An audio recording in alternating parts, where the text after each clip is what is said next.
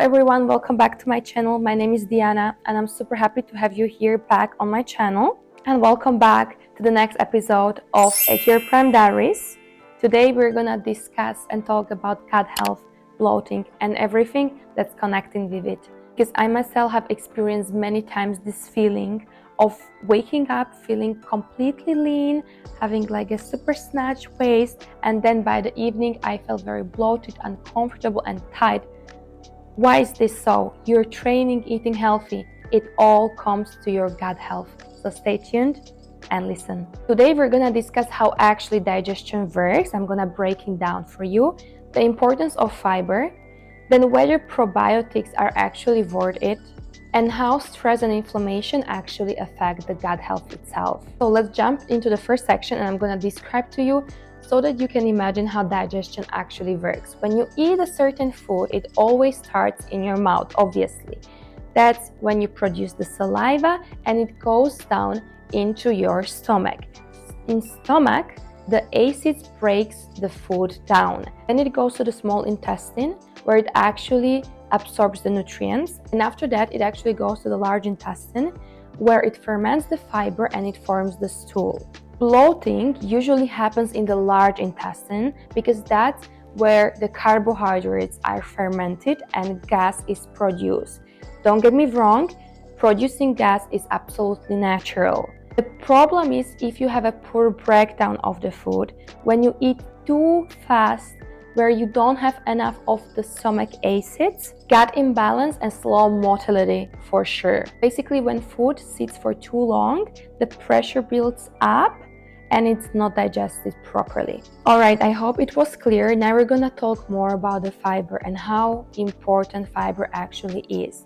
Firstly, you should know that the key role of the fiber is to move the food inside of your body. It feeds beneficial gut bacteria, so it's essential for that. It helps to control your blood sugar level so that you avoid the spikes, and it keeps you also fuller for longer. Here is what I see people doing wrong. They usually jump from taking 10 grams of fiber to suddenly taking 35, and that's too much of a shock for the body.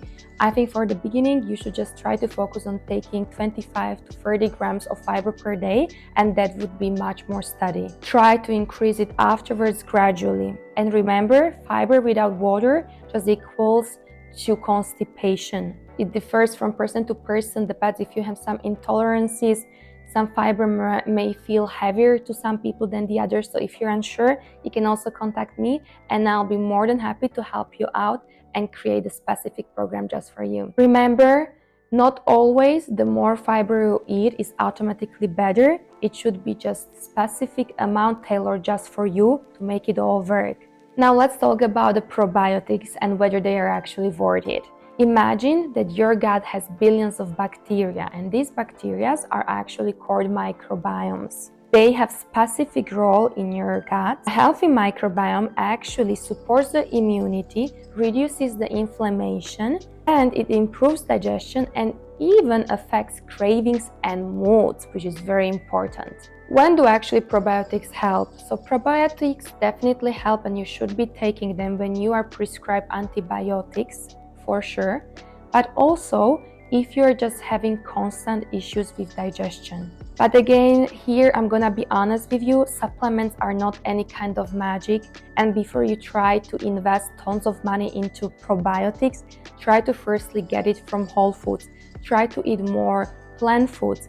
Try to maybe eat more of a fermented foods like kimchi, sauerkraut, and so on. Get enough of sleep and definitely manage stress, because again and again, I'm gonna emphasize how important recovery is and how important it will reflect on your body, because your lifestyle shapes your microbiome more than any kind of capsule or pills. Now let's talk about the management and connection of stress, bloating, and also inflammation.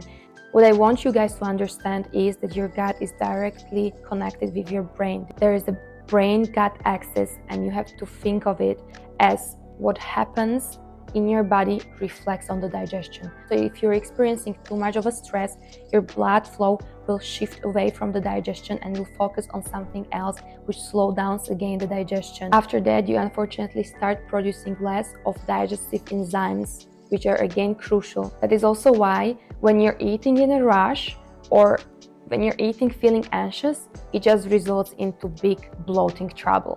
Now, inflammation. Inflammation is a very big part of gut health as well.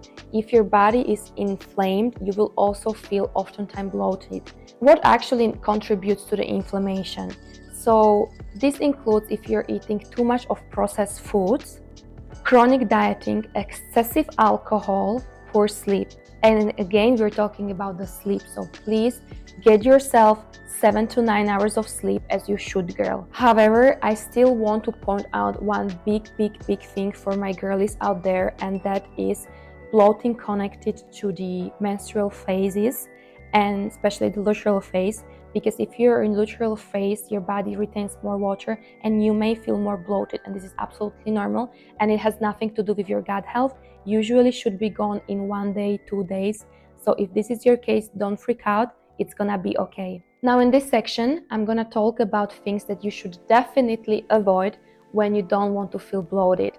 These are common things that we probably already heard a couple of times, but still I'm gonna emphasize this because they are important and they have a direct effect on the digestion. So imagine we are eating right now.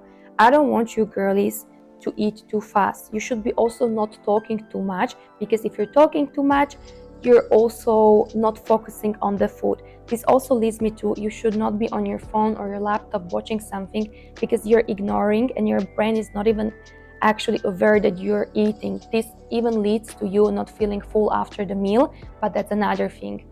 You should not be drinking too much of carbonated drinks because of the carbonation. It creates again bloating in your body.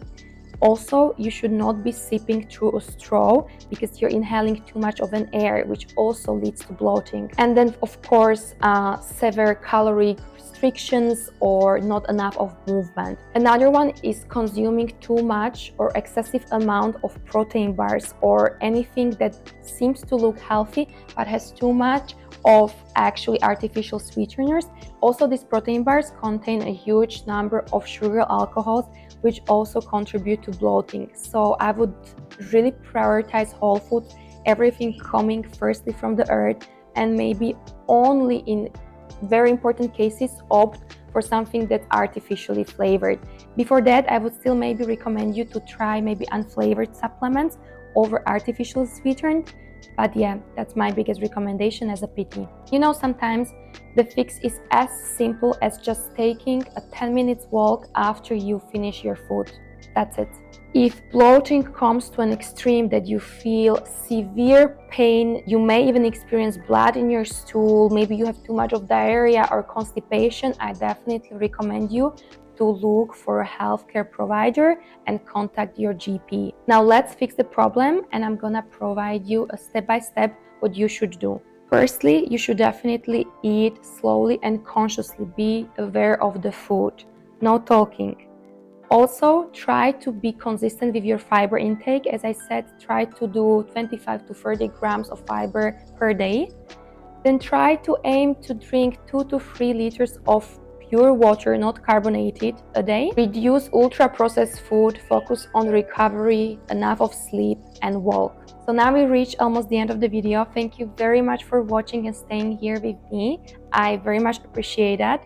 If this video gave you some good tips that you will try, please let me know in the comments below. Definitely hit the subscribe button. And if you want to see me more, you can just follow me more on my social media. I'll be more than happy to talk to you there. If you ever struggle with something or are unsure and want to seek professional help, definitely contact me, let me know, and I'll get in touch with you. See you guys in the next episode of the At Your Prime Diaries. Until then, stay at your prime.